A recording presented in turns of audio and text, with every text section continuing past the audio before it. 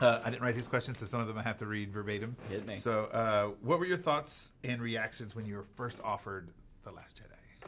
I mean, if any Star Wars fan out there imagines what their reaction would be if they were asked to direct the next one, that's how I felt. It felt like it came out of nowhere. I didn't see it coming. It's so unexpected, and I felt like, a planet blew up in my head. As a writer, how did you approach crafting the story, and what were the elements that were most important for you to put in? Well, this is the second chapter after The Force Awakens, so Force Awakens created these amazing, vibrant new characters. It was the job of this movie then to pick them up and really kind of test their mettle, put them through their paces. So I tried to just kind of figure out, really get inside the head of each of the characters and figure out, okay, where did they go next? And that ended up leading to some really unexpected places. And then Luke Skywalker is the other big ingredient in this movie. I knew we had to figure out what's the deal with Luke. It's with the Force Awakens introducing new cast members. You now in this film have 3 different iterations of cast members, from the original trilogy to the ones introduced in Force Awakens, and there's new. Tell us about the experience of working with that multi-level cast.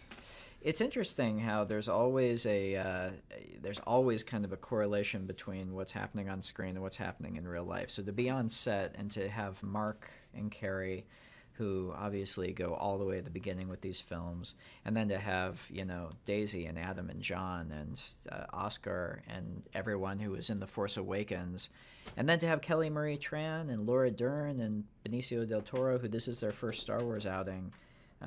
And I was with them. I was the new kid. So to have that multi-layered kind of generational thing, I don't know, it felt right.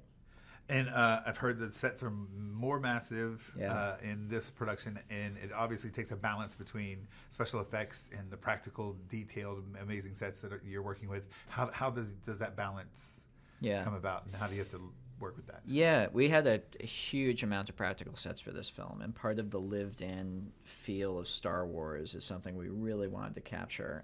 At the same time, the other part of Star Wars is constantly pushing the envelope in terms of cutting-edge special effects. So the handoff between the practical and what ILM brings to the table visually, where those two meet, has always been kind of where these movies live.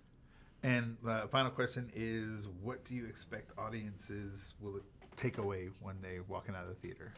I hope audiences come out of the theater wanting to run into their backyard, grab their Star Wars toys, and start flying spaceships around. I hope it just feels like a great Star Wars movie, a fun Star Wars movie that takes you back to being 10 years old again.